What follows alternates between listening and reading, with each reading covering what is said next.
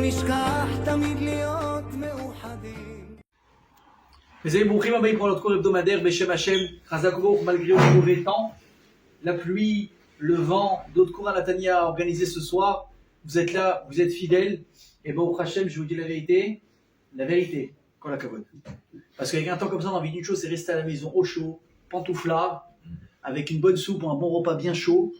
Hein, certains, ça va être un bouquin, d'autres un cours de Torah, d'autres un film, chacun avec ce qu'il aime. Mais alors de sortir, de se rhabiller comme ça à 20h, mettre les manteaux, alors que Mincha Arvit, c'est déjà fini vers 17h, c'est vraiment un effort. Béhémet, de tout mon cœur, je vous félicite. Et Bézat Hashem, par votre investissement et votre présence ce soir, que je vous ouvre toutes les portes que vous avez besoin. Amen. Amen, si Dieu veut. Alors, vous allez voir, justement, je pense que ce soir, on va parler un petit peu de ça. J'aimerais, vous savez, souvent avant le cours, on me dit c'est quoi le thème? Je leur dis, je sais pas. J'ai préparé le cours, je sais de quoi je vais parler, j'espère une demi-heure avant le cours quand même. Mais le thème, je ne l'ai pas. Et quand je commence à parler, il me vient un petit peu, il me vient qu'à la fin, ou des fois, avec Raphaël, il me vient qu'à minuit, 1h du matin, quand il faut choisir un titre pour résumer le cours en rapide. Et ce soir, on va parler, mes amis, de la puissance d'Akadosh Baruch Hu, et de se rappeler, les Olmead, la Netzach Netzachim, pour l'éternité, il n'y a rien dans le monde qui peut se passer sans la volonté d'Hachem.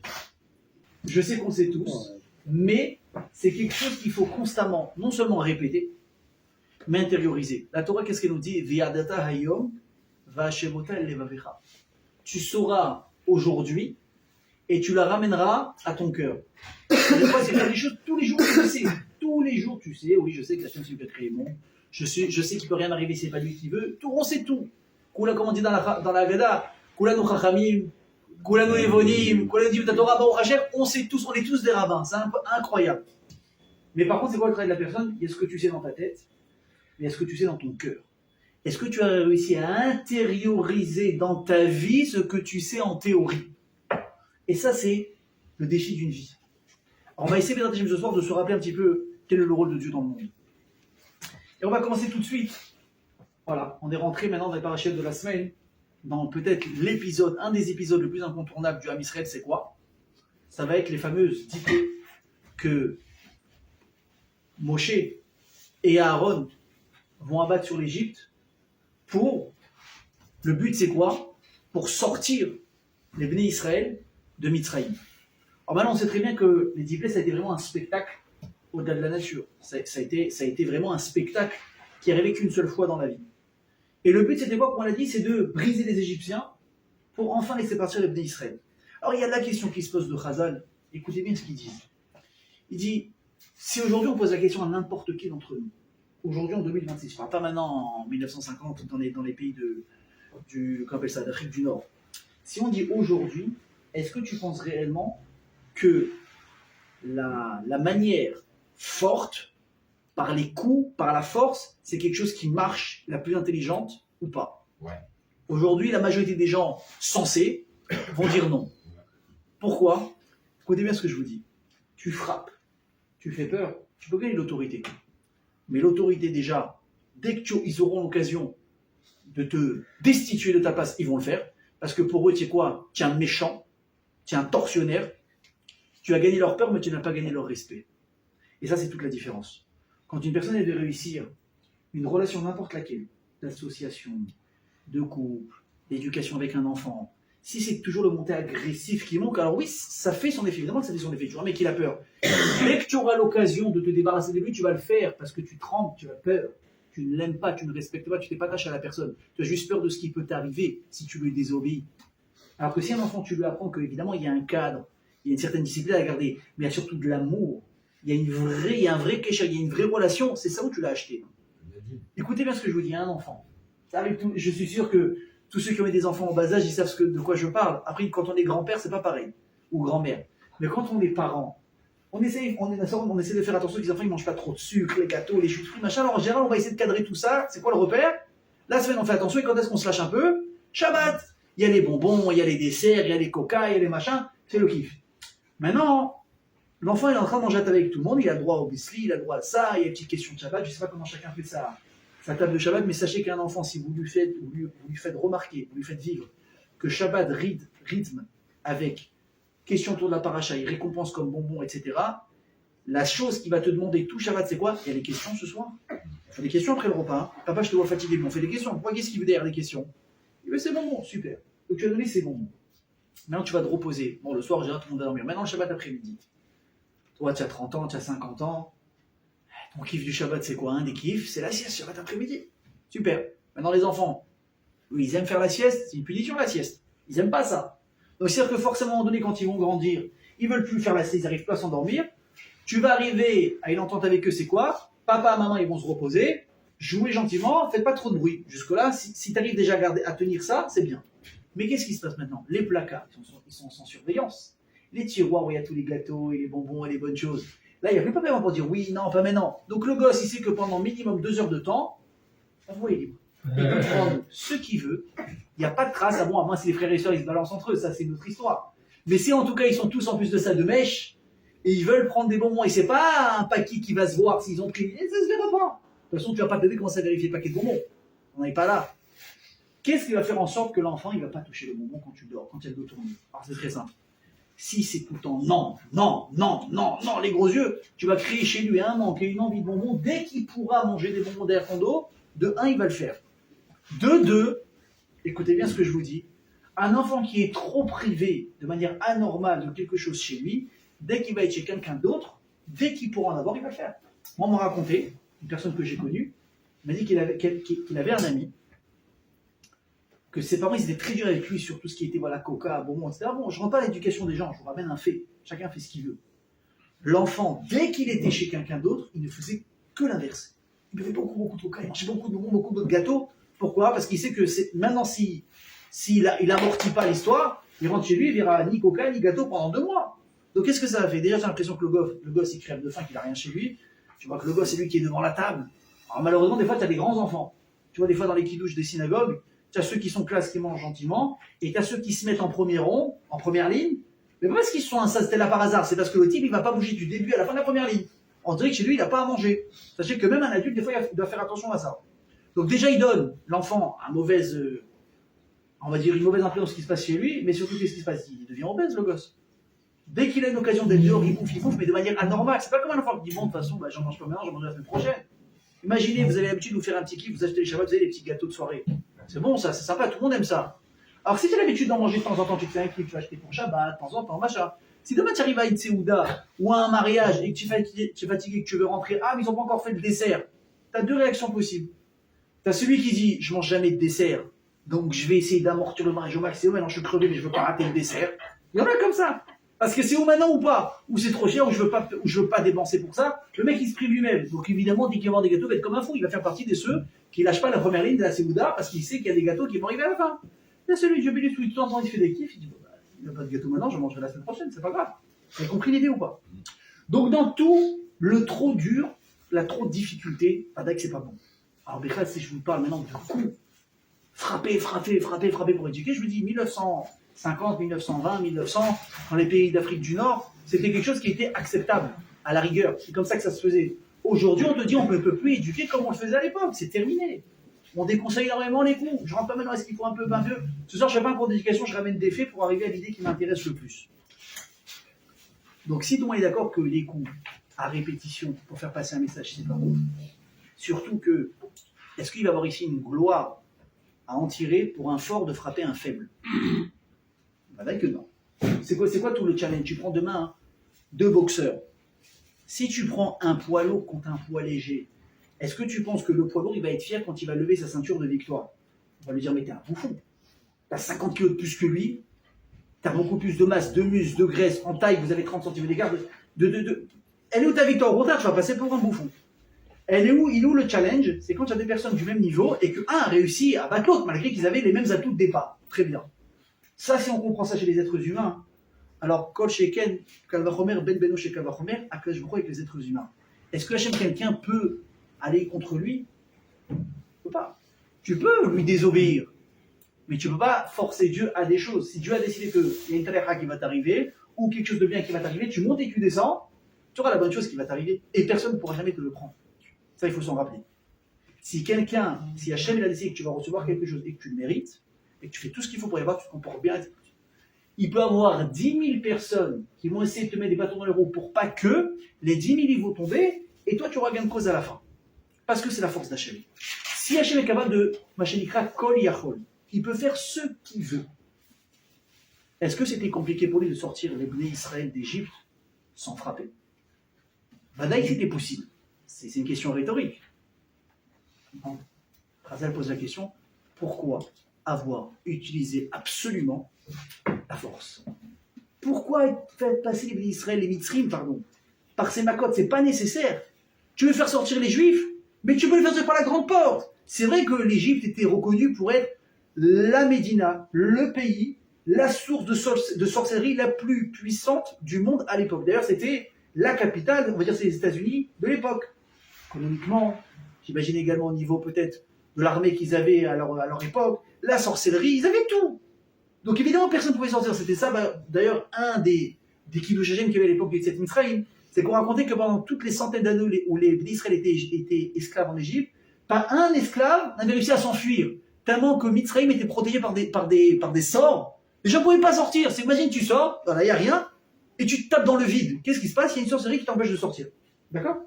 Et là, qu'est-ce qui se passe d'un coup? Tu as des millions de personnes le jour où Hachem décide, qui sortent par la grande porte. Et en journée, et en printemps, là, toutes les conditions, on n'est pas là à se cacher, on est là et on sort parce qu'Hachem est décidé. Si Hachem est tellement puissant, pourquoi tu perds du temps à te jouer, à montrer ta force avec des gens qui sont pour toi même pas un grain de sable par rapport à ta grandeur personnelle? Il y a un souci ici. Ça, c'est la première chose. Deuxième chose, même s'il y a un intérêt, peut-être, de punir les Mitzrim, quelle est la Maka? Je vous pose la question, je pense que vous connaissez toute la réponse. Quelle est la Maka, au final, qui va briser les Égyptiens qui vont dire en Israël, partez? C'est la numéro combien? C'est les... 10. Makat Bechorot. Bien fait, c'est la numéro 10, c'est Makat Bechorot, la plaie des premiers-nés. C'est celle-là qui a brisé tout. Pourquoi? Parce que même Paro, selon le Midrash que lui aussi était un Bechor, il était premier-né, il a eu la peur de sa vie quand il a vu que les premiers-nés commençaient à mourir. Il a dit, je ne veux pas que ça m'arrive la même chose, donc partez, partez, partez. Donc tu vois que le point de cassure, ça a été lequel? La 10e. Bon, Shem Hashem, si tu veux faire sortir, tu n'as pas besoin d'utiliser la force. Tu veux utiliser la force, utilise uniquement ce qui est nécessaire. Donc pourquoi est-ce qu'Hachem il a fait ça? Et je vais aller vous embêter encore plus et vous poser une question que moi-même je ne me suis jamais posée dans les diplômes. Pourquoi? Il y a une Maka, Chazal, ils disent, on ne comprend pas l'intérêt de cette Maka. Vous savez c'est laquelle? Il y a une Maka d'Israël, elle n'a aucun sens. Non, au contraire, au contraire. Au contraire, bien sûr, c'était peut-être la Maka la plus importante qu'il fallait envoyer, c'était le sang. Pourquoi? Chazal, ils expliquent ensuite que quand tu veux assiéger un pays, un endroit, une ville même, la première chose à faire, c'est quoi? C'est le couper de ses ressources. Qu'est-ce que tu fais en premier pour taper? Tu tapes l'eau. Ça veut dire, s'il y a une ville qui est en haut, tu stoppes l'arrivée d'eau, c'est une question de quelques jours, ils vont crever de soif, ils vont se rendre, ils n'ont pas le choix. Donc, au contraire, l'eau, c'était vraiment la Maka la plus sensée de l'histoire. Non, ils disent Chazal, la Maka la plus incompréhensible, c'est la deuxième, celle des grenouilles. Ils disent, mais Ribolo Shel Olam, tu peux m'expliquer le sens de la Maka? Alors, oui, ça faisait du bruit, oui, ça rentrait dans les fours, oui, ça rentrait partout, mais je vous annonce une nouvelle. Les Égyptiens, ils les mangeaient les grenouilles de toute façon toute l'année. Ils les prenaient, vous allez là en France, je crois, on mange les grenouilles, c'est un plat chez les Français. Mais il paraît. Les cuisses. Ou les cuisses de grenouille, voilà. Il paraît que c'est bon, il paraît qu'ils mangent ça. Les Égyptiens, tu imagines bien qu'à l'époque, et ils pouvaient même manger un cafard. Je ne sais pas comment ça se passait, mais bon, je peux imaginer à l'époque. Okay, donc tu envoies des grenouilles, tu dis, là, tu imagines la grenouille est rentrée dans le four, mais c'est super, on a fait un barbecue. Mabaya, tu m'envoies des courses à domicile. Tu m'envoies de la viande fraîche tous les jours à la maison. Ah, ça fait un peu de bruit. Ah, c'est désagréable. Il dit, attends, tu te moques de moi. On parle de juifs, quand tu regardes les épreuves que nous on a eues, qui ont passé la Sibérie, qui ont passé les camps de concentration, qui ont passé la Shoah. Ils ont réussi, entre guillemets, à se faire une raison et à survivre à ça, dans des conditions inhumaines, pendant des années, des années, des années. Là, tu es en train de me dire qu'un couac d'une grenouille, ça peut rendre fou à ce moment-là une personne. Mais tu rigoles. Mais c'est le paradis. Le type, il est à la maison. Alors, ok, il y a du bruit chez lui. Mais tu ne peux pas dire qu'il ne va pas s'habituer. Vous savez ce que c'est la force de l'habitude? Je vous garantis, moi je me rappelle un jour, j'étais dans un Beth Midrash pendant une certaine période. On m'a attribué une place parce que quand tu es nouveau, on te dit où tu t'assois. Après, au fur et à mesure, quand tu connais le système, tu changes de place avec quelqu'un, etc. Super. Je me suis retrouvé à une place, la pire. Vous savez, c'était laquelle? À côté de la porte d'entrée. Ah ouais, c'est la meilleure. J'avais fait un calcul. Je crois qu'en moyenne, toutes les 30 secondes, elle s'ouvrait ou elle se fermait. Parce qu'il y avait du monde aussi. Hein. Un, il va aux toilettes, l'autre revient des toilettes, l'autre il a un coup de fil, l'autre il a un verre d'eau, l'autre il a un café, l'autre il a un truc, les 2 premiers jours, j'en ai fait une maladie. Le clac de la porte, il m'a rendu nerveux, je devenais fou. Je voulais changer de place, il n'y avait pas où bouger. Vous savez ce que j'ai fait à la fin? Je me suis fait une raison, mais je suis très sérieux. J'ai dit voilà, la Matzab, il est comme ça, la situation ne va pas changer. C'est soit toi tu changes sur la situation, soit rien. Eh bien écoutez-moi bien, ça m'a pris, allez, 2 jours pour être honnête. Le 3e jour, je ne faisais plus attention au bruit de la porte. Et ce qui est c'est qu'une semaine après, il y a une place qui s'est libérée. Alors j'ai pas attendu, je suis allé direct. Hein. Je vous dis la vérité, j'ai changé de place. Mais pour vous montrer que quand on veut s'habituer, on peut s'habituer à un bruit, à des choses comme ça. Donc ils disent, Razal, à quoi ça sert que tu as envoyé une maca pareille? Et Razal, il nous dit autre chose qui est intéressant. Vous savez que la maca de la Tsefardéa, la maca des grenouilles, à la différence de toutes les autres, c'est quoi? C'est que toutes les macos, elles sont arrivées, elles ont frappé. Quand elles sont parties, elles ont complètement disparu. Par contre, Tsefardéa, la Torah, elle répète à 2 reprises. Il dit les Tsefardéim, les grenouilles, elles vont partir. Aval, attention, avertissement, Ar, Bayeor, Isharna. Les grenouilles, elles vont partir, mais elles ne vont pas complètement disparaître. Elles vont rester en attente dans le Nil. C'est la seule maca, regardez, hein, dans la paracha de Vaïra, dans la paracha de Bo, c'est la seule maca où quand elle parle pas totalement. Elle est partie des Égyptiens. Mais elle est comme si on l'avait mis maintenant en pause, en attente. Comme si qu'elle était là. Et Chazal disent, à quoi ça sert? Surtout comme on l'a dit. Pour reprendre ce que j'ai dit Menachem, le sang, pourquoi est-ce qu'on l'a envoyé? Fadaï, c'était une ressource très importante. Tu tapes tout de suite la ressource principale de l'être humain, c'est l'eau. Tu peux tenir 3 jours une semaine sans manger. Sans boire, ça va être très compliqué. Tu auras toujours besoin de plus d'eau que ce que tu as besoin de nourriture. Pourquoi? Parce que ton corps, comme le monde, en majorité, on est quoi? On est fait à base d'eau. Donc on a forcément besoin de ça constamment. Donc tout de suite, si tu veux taper, qu'est-ce que tu fais? Tu vas faire le sang. Kiné, je peux comprendre aussi. Vous voyez ce que c'est d'avoir des poux dans le corps de partout? Ça va d'ailleurs que c'est pas possible, c'est pas vivable. Tu peux même pas dormir, tu peux pas le faire. Mais le reste, les chaoras, on sait pas pourquoi. Et là, Chazal, ils disent, tu sais que... Même dans le jeûne, on le ressent. De quoi? Même dans le jeûne, on le ressent.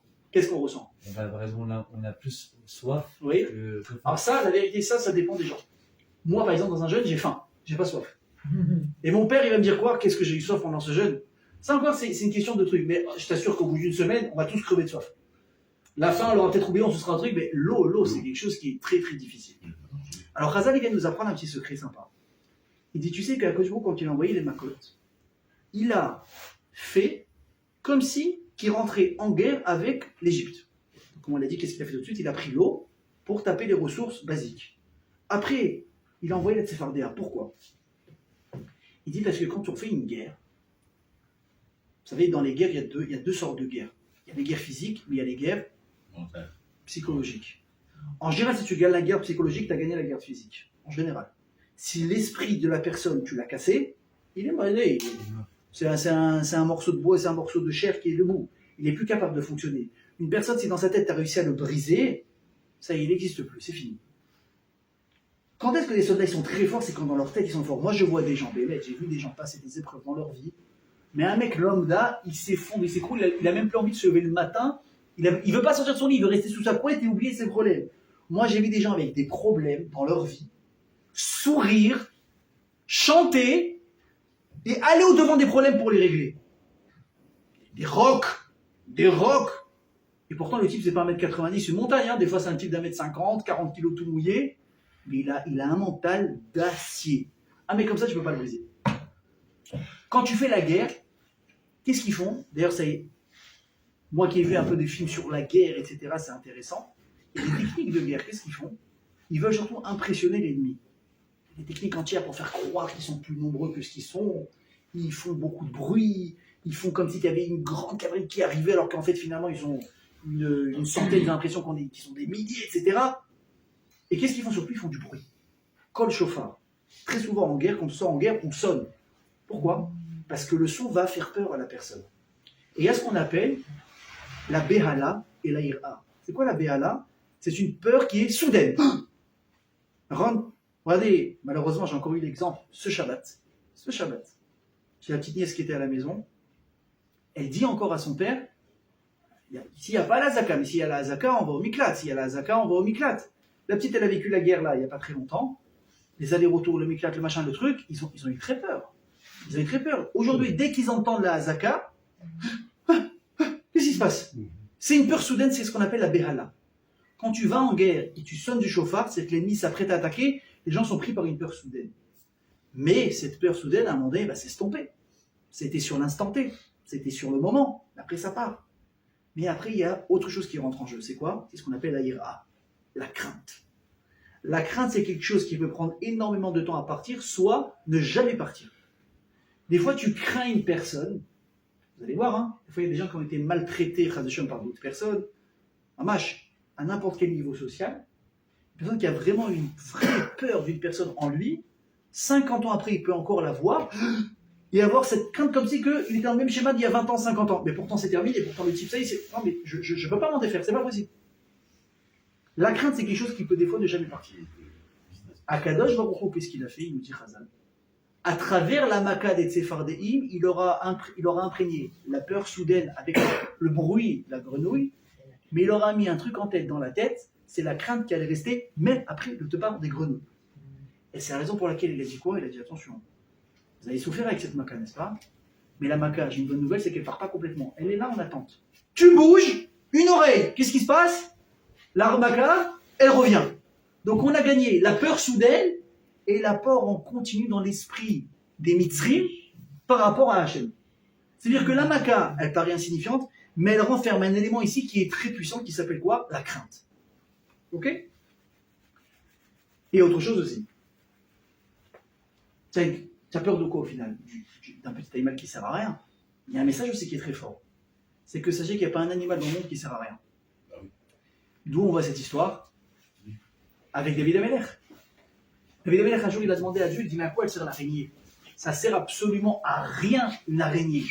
À quoi ça sert l'araignée? Il attendait une réponse. Et comment Hachem il a répondu à David Amelech? Quand David a été poursuivi par Shaoul, qui voulait le tuer, il a demandé, il avait fait d'échappatoire. Il se retrouve devant une grotte qui était quoi? Qui était masquée à l'entrée par une toile d'araignée. Maintenant, qu'est-ce qui va se passer si tu rentres dans la toile d'araignée? Elle est craquée, on va voir quelqu'un est passé. David n'avait pas d'autre échappatoire. Voilà qu'est-ce qu'il fait? Il s'enfuit dans cette grotte et il casse donc la toile d'araignée. Il s'est dit, Shaoul va me trouver, je suis mort.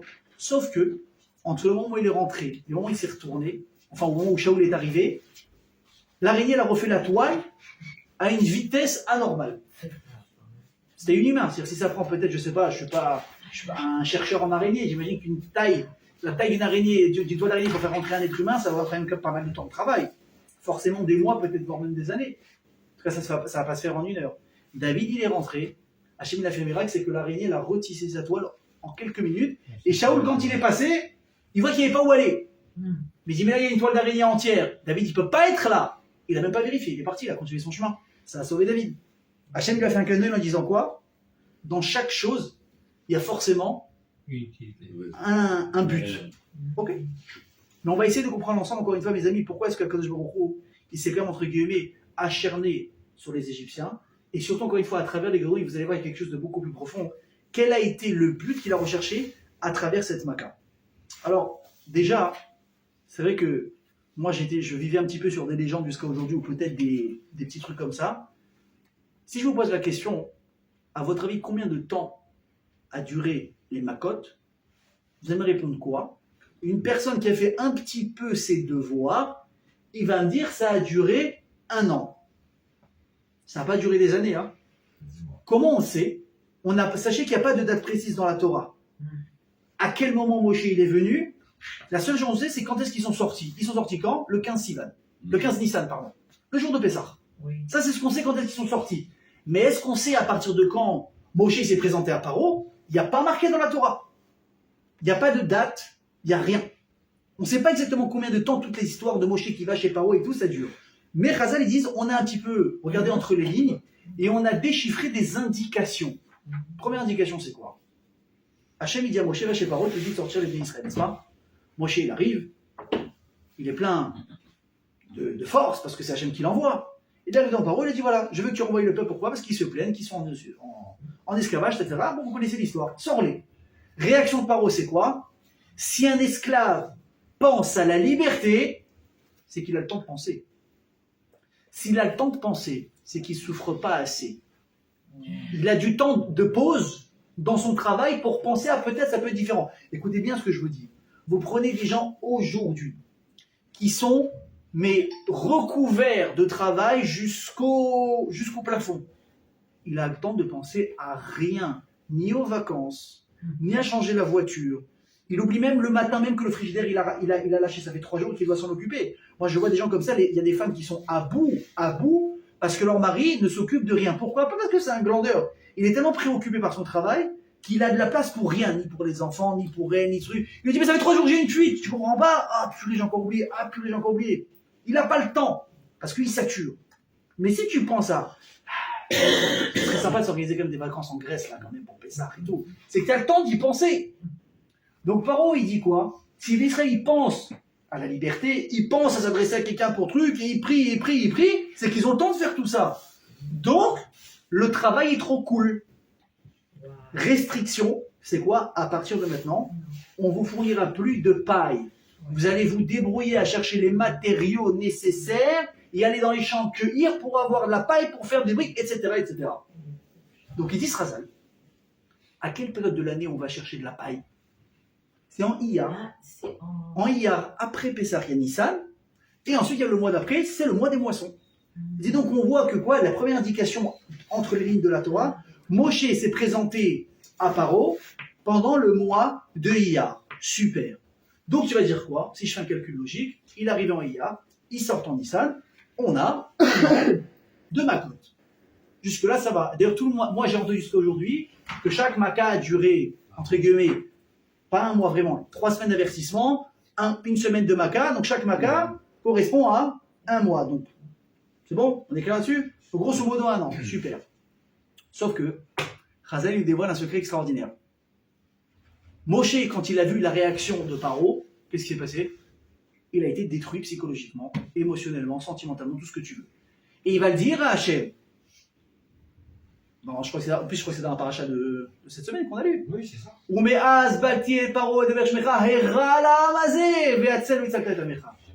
a dit, tu m'as envoyé libérer les bénis d'Israël, mais à cause de mon intervention que tu as voulu, qu'est-ce qui se passe? Quel effet on a causé d'Israël? La liberté? Pire.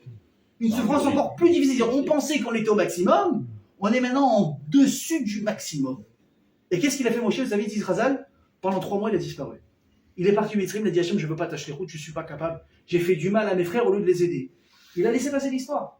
Et à Aouda, Hachem, il a dû lui parler, le convaincre, le machin, que c'est normal, ne t'inquiète pas, il faut réessayer, tata. Et finalement, il va revenir quand en Égypte? Chodesh Av. Il va venir en Av pour commencer à envoyer maintenant les premières macotes. Est-ce que ça, vous le saviez déjà? Non. Vous ne saviez pas? Bon, au moins c'est sympa, vous avez l'honnêteté de le reconnaître. Rosh Chodesh Av, Moshe, il s'est retrouvé devant Paro. Et là, il lui dit, je t'ai prévenu, t'as pas voulu écouter, maintenant on commence la fête. Av, la première Maca, Dame. Donc venons compter ensemble. On a Av, Elul, Tishri, Cheshvan, Kislev, Tevet, Shvat, Adar. Adar, on est à la 8e Maca qui s'appelle comment? Arbé. C'était celle des sauterelles. des sauterelles. Ok, on est déjà en Adar. On rentre dans Nissan, c'est les Raora, le dernier mois où les Israéliens vont être présents. Et là, Chazal, qu'est-ce qu'ils disent? Nissan, ça a été spécial. Début Nissan, Hachem, il a envoyé la 11e Maca qui est Rocher, qui a duré combien de temps selon la Torah dans les trucs? Que 3 jours. Ça a duré que 3 jours. Que 3 jours. Au bout de 3 jours, Chazal, ils disent, bon, ça a été 3 plus 3, etc. C'était un peu différent. Mais ça a duré que 3 jours. Et ensuite, Hachem, il a envoyé la Maca trop chère, l'obscurité. Et une fois que ça a été envoyé, on a finalement envoyé la dernière Maca qui est quoi? Maca de Bechorot. Et au lendemain de cette Maca, on est sorti. C'est-à-dire qu'à le dernier mois de Nissan, on a envoyé 2 Macas simultanément en 15 jours. Donc finalement, ça a duré combien de temps? Que 8 mois. Non, mais ça, c'est dans le cas où Oui, la paille, c'était pas de la paille déjà stockée. Non, c'est de la paille déjà, parce que qu'est-ce qu'il a dit Paro? Il a dit, allez maintenant chercher la paille. Tu imagines, si c'est au stock, ça va, c'est facile. Mais quand tu dois aller la cueillir, c'est là où il y a les difficultés d'esclavage. C'est aller dans le champ, c'est cueillir, c'est ramener, c'est ramasser. Évidemment. Stocké. Ok? Des réserves. Non, mais encore une fois, s'il y a une réserve, c'est pas tellement un asservissement. Ok, donc ça c'est pour le petit chidouche. Donc Rabotai, la question maintenant elle est comme ça. On a compris que les makas, en combien de temps elles ont duré? La maka de Tsefardia, encore une fois, elle nous dérange. Et voilà ce qu'elle dit la Gemara. Si vous regardez les psukim, elle nous pose beaucoup de problèmes cette maka. Il n'y a rien qui s'arrange. Hachem, qu'est-ce qu'il dit à Moshe et à Aaron? Vous allez faire monter les Tsefardéaïm, les grenouilles du Yéhor. Qu'est-ce qui fait la maka? C'est pas Moshe, c'est qui? C'est Aaron. Pourquoi c'est Aaron et pas Moshe? Vous connaissez la réponse. Parce que tout ce qui concernait un élément où Moshe avait de la reconnaissance envers lui, il ne pouvait pas le taper. Moshe il n'a pas fait ni Dam, ni Tsefardéa, ni Kinim. Les 3 premières plaies, ce n'est pas Moshe qui les a faites. Pourquoi? Dam, il fallait taper l'eau. Tsefardéa, il fallait aussi taper l'eau. Or, l'eau a sauvé Moshe quand il était petit dans la Teva que sa mère avait fait. Il a dit, un élément qui m'a sauvé, moi je vais le frapper, c'est pas un Karatatov. Et deuxième élément qu'il n'a pas tapé, c'est lequel? La terre. Pourquoi? Quand j'ai tué un Mitri, j'étais content de trouver le sable qui a camouflé mon meurtre. Je vais maintenant taper le sable, ça se fait pas. Déjà, regarde ce que c'est la Karatatov envers un élément de la nature. Et nous, on est capable de se parler, de s'insulter, de se traiter, alors qu'il n'y a pas une personne dans le monde avec qui on a eu une dispute qui ne nous a pas fait une fois du bien dans notre vie. Je referme la parenthèse. Quand Aaron il fait la maka sur Tsefardéa, qu'est-ce qui se passe? Il y a combien de grenouilles qui montent? Elle dit la Torah Vatal, Ha Tsefardéa. Et elle est montée, la grenouille. La grenouille. Mais Hachem il a dit quoi? Il faut faire monter les grenouilles. Bah oui, on va faire une maka. Et la Gemara dit, sache que c'est une marloquette Tanaïm. Qu'est-ce qui s'est passé là-bas dans Sanhedrin? Je l'ai ouvert juste avant de venir quand j'étais au collège. Et Rabbi Akiva il dit, tu sais ce qui s'est passé? Il y a une grenouille qui est montée, et elle s'est mise à engendrer des grenouilles qui ont envahi l'Égypte. Ok? Rabbi Elazar ben Azaria lui dit, ça c'est de la Haggadah mon frère. Ça c'est une belle histoire. Il lui a dit, mais on va selon un truc plus simple, c'est quoi? C'est qu'il y a une, écoute bien ce qu'il dit. Il y a une grenouille qui est montée, elle a sifflé, elle a appelé ses copines, et tout le monde l'a suivi. C'est le marqué dans le qu'est-ce qui s'est passé? Tu dis, bon, c'est sympa. Mais sauf que quand tu ouvres Rashi, il amène ni cet avis, et ni l'autre. Rashi dit, tu sais c'est quoi Vatal à Tsefardéa? Il y a une grosse grenouille qui est montée, et quand les Égyptiens ils ont voulu la frapper pour la chasser, chaque coup qu'ils donnaient, elle se mettait à cracher des grenouilles. Et ils étaient tellement obsédés par la tuer, qu'ils ont préféré taper que se rendre compte qu'ils sont en train eux-mêmes maintenant de se condamner. Ils ont frappé. La folie. Alors Khazal il dit, mais je comprends pas. Pourquoi Aaron il n'a pas écouté Hachem? Pourquoi Aaron il n'a pas fait ça? Tu dois faire monter des grenouilles, fais-les. Et en plus, encore une fois, quel est le vrai pshat dans cette histoire? Pourquoi Rashi choisit une explication qui ne va pas selon la Gemara? Alors il dit, tu sais pourquoi? Parce que si je prends ton pshat à toi, il dit le Rashi de la Gemara, c'est-à-dire que Aaron Bémet n'a pas respecté Hachem. Hachem a dit, fais monter les grenouilles. Si je vais selon Rabbi Akiva, Rabbi Elazar ben Azaria, il a fait monter qu'une. Ensuite, elle a engendré des grenouilles. C'est-à-dire que Aaron, qu'est-ce qu'il a fait? Son axe a amené qu'une seule grenouille. Pire, si elle a fait siffler à la ses copines, donc lui, il a fait monter qu'une. Il dit, je préfère dire qu'elle ait monté la grenouille avec toutes déjà les autres présentes, et comme ça, j'ai pas de problème. Aaron, il a fait le tzibouï d'Hachem. D'accord. Sauf qu'il dit, j'ai rien gagné. Pourquoi? Parce que si les Égyptiens n'avaient pas tapé la grenouille, qu'est-ce qui serait passé? On n'aurait gardé qu'une. Donc Aaron, j'ai encore un problème. Et la Khazir dit, regardez bien le Yesod, c'est quoi? Il y a une règle qui dit dans la Kedusha, Amatril be mitzvah, omrimlo, gmor. Personne qui commence une mitzvah, qu'est-ce qu'on lui dit? Termine-la également. Parce que la clôture d'une mitzvah, ça a la valeur de la mitzvah. D'ailleurs, c'est pour ça qu'on dit, c'est une des halachot aussi qui ramène, d'ailleurs, vous verrez un petit peu, si vous faites la halachot un peu des slichot avant Rosh Hashanah, il y a marqué que celui qui a fait les slichot le matin, c'est bien qu'il fasse également shacharit et mincha en tant que shaléach tzibour. Pourquoi? Parce que tu as commencé la mitzvah de prier à Hachem, alors omrim lo gmor, continue également, etc. Aaron, il a dit, ça c'est dans les mitzvot, mais pas dans les ronachim, pas dans les punitions. Tu as commencé à faire quelque chose, on ne te demande pas, lo alecha, amelacha ligmor. C'est pas toi qui dois terminer ce travail. Parce que le honesh, c'est pas une mitzvah. Le honesh, c'est toujours quelque chose de méchant. C'est une punition, même si c'est mérité. Ça reste que tu te salis les mains. Et dis-moi, j'ai commencé à Hachem la Maka. Maintenant, pour que la Maka elle continue, il va falloir que eux, les Égyptiens, ils se salissent les mains et qu'ils amènent sur eux la Maka.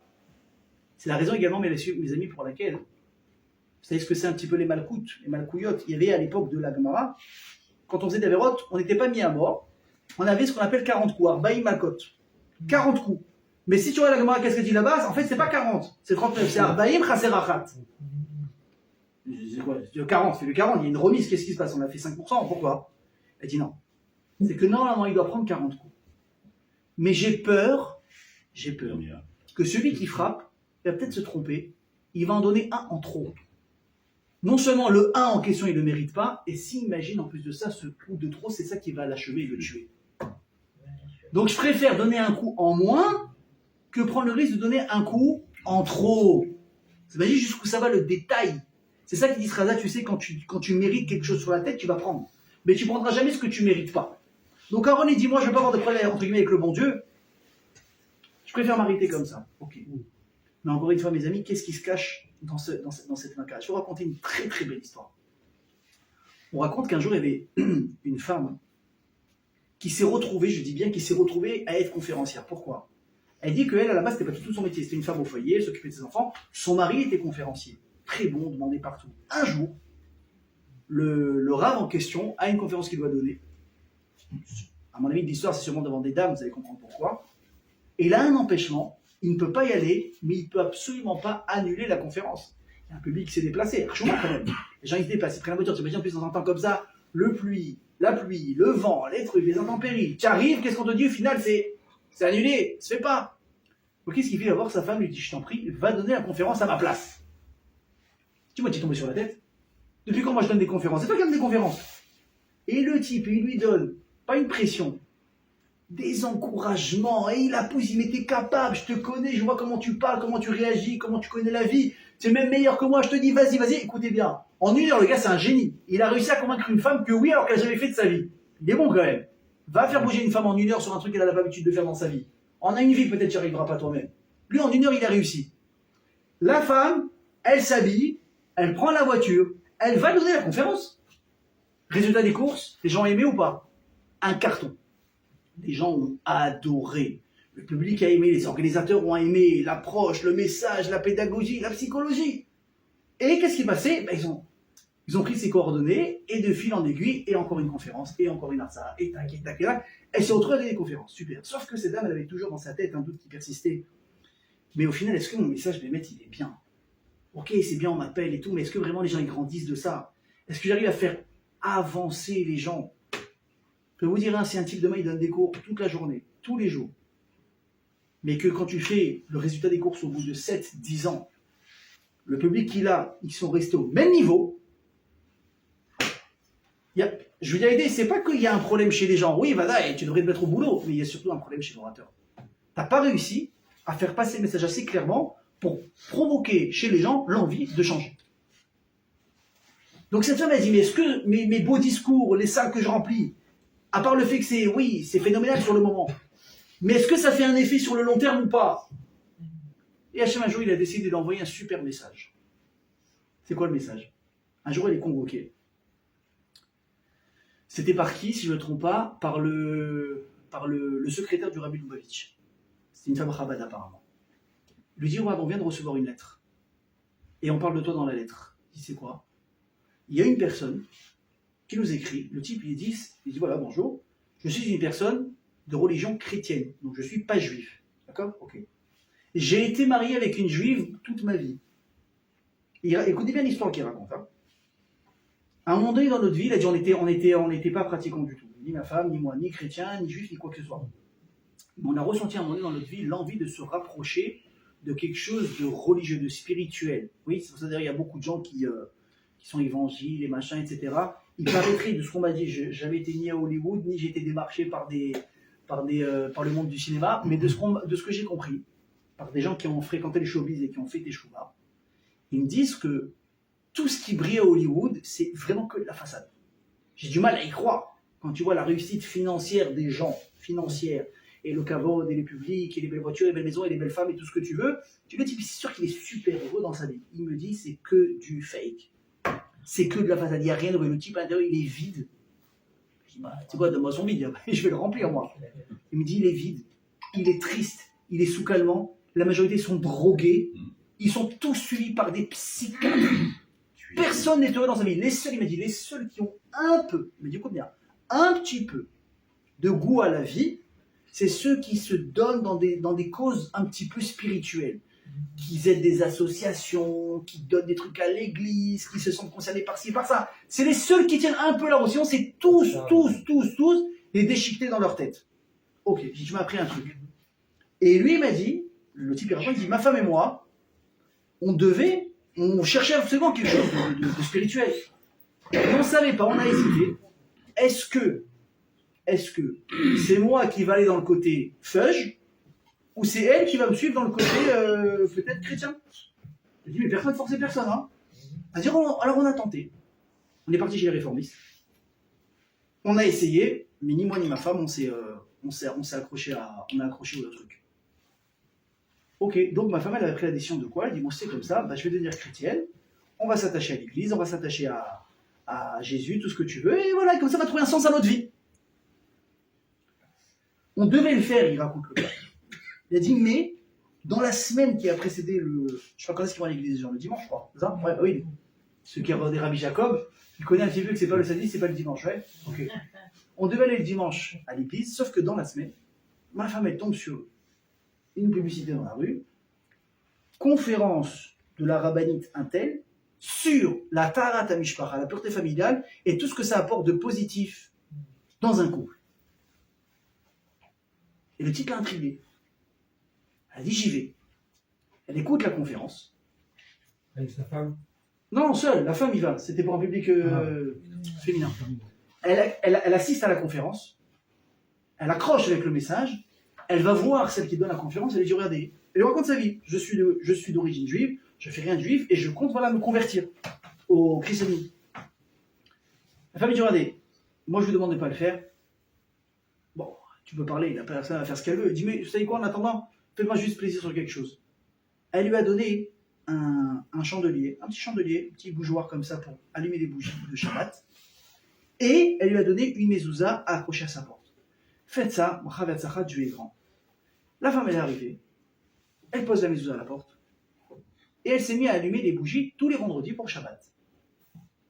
Elle dit qu'en quelque temps, elle pensait ni à se convertir, ni à changer de bord, et au contraire, elle est restée attachée aux valeurs juives. Pas d'une grande religieuse, mais en tout cas, elle ne s'est pas convertie. C'est le type qui raconte tout ça dans la lettre. Hein. Il dit, maintenant, ma femme est morte. Et moi, je me suis dit, je vais l'enterrer, avec moi, dans un cimetière non juif, etc. Et à la dernière minute, je me suis dit, mais dans les dernières années, de quoi elle s'est rapprochée, cette femme? Elle s'est rapprochée de ses racines. Elle s'est rapprochée de quoi? De la religion juive, des pratiques. Je préfère l'enterrer dans un cimetière juif. Donc il fait les démarches, il prouve qu'elle est juive, on la prend, on l'enterre. Et il joint dans la lettre, il dit, voilà, regardez, ce qu'on va faire maintenant, c'est que le petit bougeoir en question, là où elle a allumé les bougies, je veux le garder. Je peux même continuer à allumer la bougie parce que ça me rappelle ma femme. Par contre, la petite mezouza, je vous la rends et faites-la passer à qui de droit qui en fera un meilleur visage que moi. Qui était la rabbinite à l'origine de tout ça? C'est cette dame qui se demandait, est-ce que mon message a de l'effet sur des personnes ou pas? Hachem, il a envoyé un message extraordinaire. Tu veux savoir si tes messages, si tes conversations ont effet? Voilà. T'as empêché une personne, Chas v'Shalom, de passer du mauvais côté dans la vie, de faire le mauvais choix, de croire, s'il faut préciser, de croire que tu peux te convertir à autre chose. Quand tu nais juif, tu meurs juif. Je répète, quand tu nais juif, tu meurs juif. Tu peux essayer de croire que tu vas changer de bord au milieu, je vais aller à l'islam, Chas v'Shalom, je vais aller au christianisme, Chas v'Shalom. Tu vas nulle part. Tu restes un juif, malheureusement, t'as un compteur. T'as un compteur qui est en train de tourner, qui va additionner tout le temps que tu es en train de perdre, et la verre, tu es en train de cumuler, mais tu peux pas dire, je suis pas responsable, j'étais plus juif à ce moment-là. Tu restes juif. Une personne peut devenir juif dans le courant de sa vie. Oui, il y a la conversion qui existe, si elle est bien faite. Mais ça n'existe pas une personne qui ne devient plus juif du courant de sa vie. Ça, c'est pas possible. Qu'est-ce qu'on tire de ce message, mes amis? C'est le changement. Quand une personne, elle peut se transformer. Et Chazal, ils disent que, à travers, écoutez bien ce que je vous dis, les Yetziat Mitzrayim, il y avait deux rôles à remplir ici, deux missions à exécuter. La première, c'était sortir les Bnei Israël d'Égypte. Ça, on l'a fait? Oui. Mais la deuxième étape la plus difficile, c'était réussir à sortir l'Égypte des Bnei Israël. La soumission, la brisure mentale, la peur de ces méchants, toutes les souffrances et les traumas qu'ils ont passés, il fallait réussir à sortir de la tête des Bnei Israël ça. Qu'est-ce qu'il a fait Hachem pour ça? Écoutez bien. Il a envoyé les 10 plaies. Pourquoi les Khazal? C'était pas comme on l'a cru au début du cours, de dire que Hachem est en train de montrer sa force et de montrer au petit qu'il est fort. Qu'est-ce qu'on a dit? À ça, il n'y a absolument pas de kavod en tirer. C'est une honte si tu es plus fort de maltraiter un petit. Mais t'as dit, t'as pas compris. Hachem, à travers la Makot, il n'a pas voulu uniquement frapper les Mitzrim. Il a voulu surtout, écoutez là ce que je vais vous dire, faire une école de Emouna intensive au Bnei Israël. Voilà. Il a voulu leur prouver une chose. Est-ce que vous pensez qu'il y a quelque chose dans le monde qui peut se passer sans que moi je le veuille? C'est impensable. Tout est dans les mains d'Hachem. Soit c'est possible, soit il décide que c'est possible, soit il décide que ce ne sera pas possible. Et il a mis le paquet. Maintenant, pourquoi est-ce que nous, jusqu'à aujourd'hui, vous savez, on nous dit, il y a plein de choses qu'on fait, Zecher Yitzhak Mitzrayim. Schéma Israël, il faut que tu te rappelles quand tu parles d'Israël. Hachem t'a sorti d'Égypte. Pourquoi on parle toujours d'Égypte? Ça fait un moment quand même. Viens, on passe à autre chose. Il y a eu d'autres miracles. Il y a eu d'autres miracles entre temps. Il n'y a pas besoin d'aller très loin. Rien avec les guerres qu'on passe maintenant en Israël, ça suffirait pour te rappeler qu'Hachem, c'est lui qui décide qui doit mourir, qui doit vivre, comment. Rien que le fait que nous, on existe aujourd'hui, c'est un miracle. Pourquoi on nous rappelle, on nous renvoie toujours à l'Égypte? Il dit le Ramban. Parce que les plaies qu'Hachem il a fait en Égypte et les miracles dévoilés, c'est pas quelque chose qu'Hachem il refera. C'est quelque chose d'extraordinaire. Donc il faut que tu te rappelles de ces miracles qui sont passés à cette époque pour prendre toujours d'aller puiser là-bas tes ressources de Emouna, de où? De Yetziat Mitzrayim. Où là-bas on a été tous, même si on ne s'en rappelait plus aujourd'hui, spectateurs. On l'a vécu, cette Yetziat Mitzrayim. On était présents au Marseille. On a vu des choses incroyables. Et la Torah elle est là pour le témoigner. Il y a eu des choses qui sont passées qui étaient surnaturelles. On l'a vécu, on l'a vu, on y a cru. Hachem me dit, pourquoi est-ce que je t'ai montré tout ça? Pas pour montrer la force que j'ai. Mais c'est pour te montrer que si moi je suis là, rien ne peut arriver sans mon avis à moi, sans ma raison, sans mon accord. Pourquoi est-ce que c'est important? Vous savez pourquoi? Et pourquoi ça c'était quelque chose à sortir de la tête des Bnei Israël? Parce que regardez le piège, c'est quoi? Si vous avez affaire à un athée qui ne croit pas en l'existence de Dieu, tu dis bon, je m'identifie même pas avec lui. Vous savez combien de fois j'ai eu des débats, mais stériles, avec des gens qui ne croient pas en Dieu. C'est très compliqué de parler à quelqu'un qui ne croit pas en Dieu. C'est-à-dire chaque chose que tu veux dire, nous, surtout un juif, t'as forcément un truc des mots là qui rentre à un moment donné. Un mec qui ne croit pas, tu vas dire, bon, tu m'as fatigué. Viens, on commence même pas le débat. Tu sais, je vous dis, a été à mon âge, je suis fatigué, quand je vois des gens qui sont dans un truc, je dis, bon, je sais, moi, j'écoute Batsara, qu'Hachem, il déclare. Et il me dit, mais c'est qui Hachem? Vous avez vu jusqu'où ça va ou pas? Donc je rentre même pas dans le débat. Si les Israël avaient affaire à ce genre de Pharaon et d'Égyptiens à l'époque, vous savez quoi, nous? Ils ne croient pas en Dieu, nous on croit en Dieu. Mais quel était le problème de l'Égypte et de Pharaon en tête? Vous allez tomber. C'est que Pharaon, il croyait en l'existence des dieux. Oui. Bien sûr, il servait le soleil, il servait le Nil, il servait cela, et Anubis, et je sais pas quoi. Bien sûr qu'il croyait dans tout ça. Et Pharaon, écoutez bien ce chidouche, il n'avait aucun problème de croire qu'il y avait un Dieu, il y a des milliers d'années, qui avait créé le monde aussi. C'est bon ou pas? Mais il avait un problème, c'est quoi? Il a dit, mais moi aujourd'hui je ne crois pas que le Dieu qui a créé le monde il y a des milliers d'années, il est encore concerné par ce qui se passe ici. Ça, j'y crois pas. Il y a ce qui s'est passé il y a des milliers d'années. Aujourd'hui, même si ce Dieu existe, il est là-haut et il s'en fout de ce qui se passe en bas. En 2 mots, ça veut dire quoi? Je suis maître de ma destinée, de mes choix, de ce que je veux faire. C'est moi le balabait, c'est moi le patron de ma propre vie. Et là, Hachem, il a pris par haut. Il a fait passer par tous les éléments de la nature possibles, par le sang, par les tsipardéas, par l'équilibre, il a montré, il n'y a pas un endroit sur Terre qui ne bouge pas si moi je décide qu'il ne va pas bouger. Mais quand je décide qu'il bouge, il y a tout qui se met à bouger. Tu penses que moi j'ai créé un monde duquel je me suis détaché, qu'aujourd'hui c'est vous qui faites ce que vous voulez? Je suis mêlé jusqu'à aujourd'hui dans les petits détails. Moi on m'a dit un jour sur un organisme où tu as un PDG qui est très occupé. Tu dis bon, le gars il délègue tout. Oui, il délègue. Il n'y a pas un truc qui sort de là-bas qui n'est pas passé par son bureau. Il est au courant de tout, il valide tous les contenus, les pubs, les phrases, tout. Comment il fait? Il n'y a pas le choix. C'est lui qui contrôle. Sauf qu'à chaque fois, il n'a pas de problème de temps. Il peut faire ce qu'il veut. Qu'est-ce qu'il fait que je ne me crois pas? Bon. Il dit, tu penses que quoi? Que dans la vie, il y a des choses qui sont faites au hasard? Tu penses qu'il y a des choses que j'ai créées pour rien? Parce que c'est vrai, quand tu regardes un petit peu, le monde animal. Il y a 3 sortes d'animaux. Tu as ceux qui sont là pour être consommés, pour être mangés. Donc, tu comprends, c'est quoi leur rôle? Ok. Comme a dit la Gemara, sauf chez le BMA, les shrita. Un animal proie cachère qui a été créé, c'est quoi sa finalité? D'avoir son petit coin, la shrita, on la mange. Ok. Après, il y a des animaux aussi qui sont agressifs. Ils attaquent, ils se défendent. Tu dis, bon, ok, leur rôle à eux, c'est peut-être d'être agressif, de se défendre, je sais pas. Mais il y a des animaux qui servent à rien. Voilà, un escargot, à quoi ça sert? Tu sais pas. Une tortue, à quoi ça sert? Tu sais pas. Une grenouille, à quoi ça sert? Tu sais pas. Il dit, je vais te montrer une chose. C'est qu'un animal, il peut être là à chanter, à sauter, à perdre son temps une vie entière. Tu crois qu'il est là pour rien. Ah, la différence, c'est que quand je décide d'en faire une arme fatale, ça devient une arme fatale. Mais ça, qu'est-ce qui va décider? C'est moi. Donc ça veut dire qu'à un moment donné, écoutez bien ce que je vais vous dire. N'importe quoi dans le monde, il a un but, il a une mission, il a un moment qui va être propre à lui dans lequel il aura un rôle à jouer. Mais qui va décider quand est-ce que ça va arriver? C'est Hachem. Mais il n'y a rien dans le monde qui est là par hasard. Il n'y a pas une situation qui passe qui n'est pas voulue par Hachem. Alors, je vais vous dire, même si on le sait, je vous l'ai dit, oui, est-ce qu'on croit qu'Hachem est à l'origine de tout? Oui, on a tous dit oui. Mais quand tu vois jusqu'au détail, jusqu'où ça va, mais tu dis, mais pourquoi moi je panique dans ma vie? Je comprends pas. Tu sais, des fois, je me fais moi-même des challenges, mais vraiment, perso. En plus, Raphaël, tu vas comprendre de quoi je parle. Des fois, tu as besoin de contacter des gens, de trouver des fois, tu veux monter tu veux faire des échos, tu dois trouver des fonds, tu dois contacter des gens. C'est une prise de tête d'appeler les gens, de les relancer. Oui, non, un truc. C'est horrible, horrible. Alors, des fois, tu dis, bon, bah, il faut que je le rappelle, il m'a pas répondu, machin. Et des fois, tu as une présence d'esprit, limite, elle fait peur. Tu sais quoi, je rappelle pas. Pas parce que j'ai pas fait mon taf, j'ai fait mon taf, je l'ai appelé, je l'ai proposé, machin, il m'a dit, je l'ai rappelé une fois, il a vu mon appel, il a vu mon message. Qu'est-ce que je fais maintenant? Je le rappelle ou pas? Non. C'est très difficile de ne pas rappeler. Très difficile. C'est pourquoi tu as l'impression que si tu ne rappelles pas, la situation ne va pas se débloquer sans toi. Alors que quand tu dis, tu sais quoi, je ne rappelle pas. Pas un jour, 2 jours, 1 semaine, 2 semaines, je ne relance pas. S'il veut se manifester, ou plus justement, si Hachem veut qu'il se manifeste, il va prendre son téléphone, il va appeler. Et vous savez combien de fois, quand j'ai eu cette force de dire je laisse les choses se faire vraiment, mais pas je le fais au bout de 3 jours, je le refais, j'envoie quelqu'un dire non, je fais rien, je ne fais rien.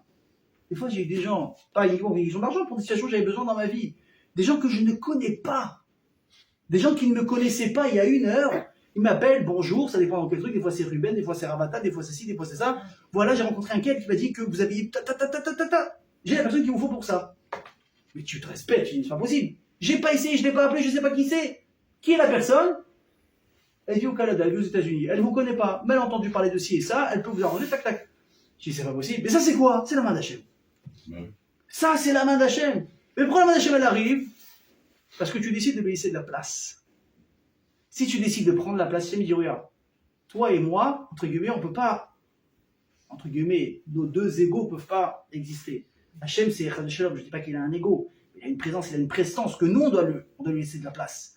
Mais nous, qu'est-ce qu'on fait? Il dit, Hachem, mais pousse-toi, tu me gênes, pousse-toi, je suis en train de gérer quelque chose, fais en sorte que ça marche, C'est pas comme ça que tu dis, Hachem, ça marche. Hachem, fais en sorte, si c'est bien pour moi que ça marche.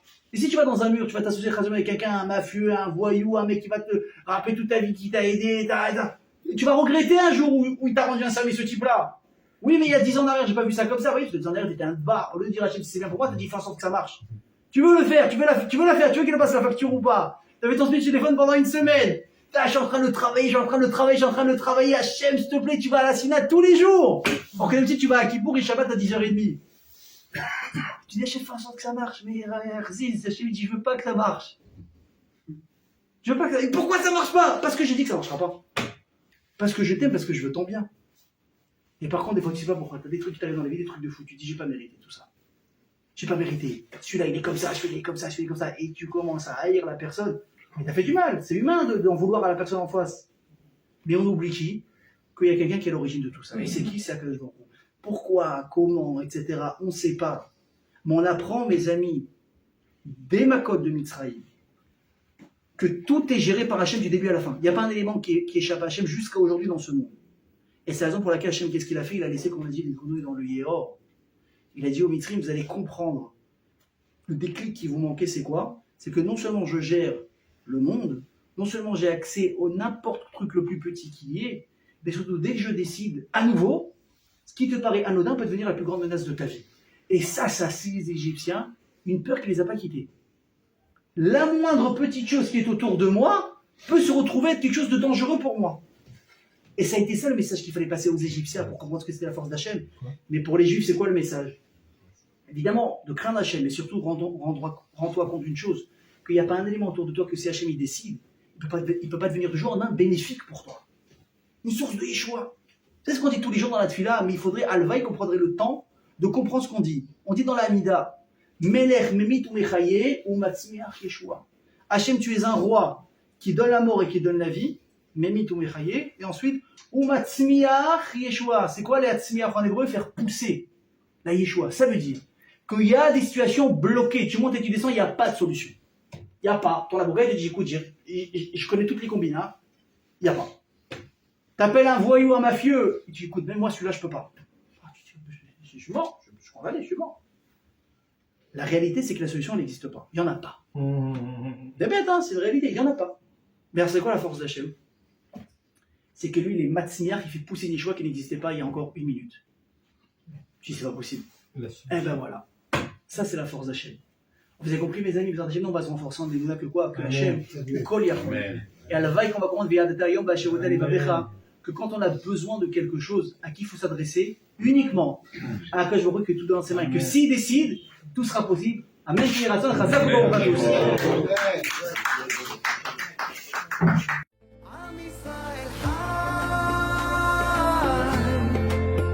אם לא נשכח תמיד להיות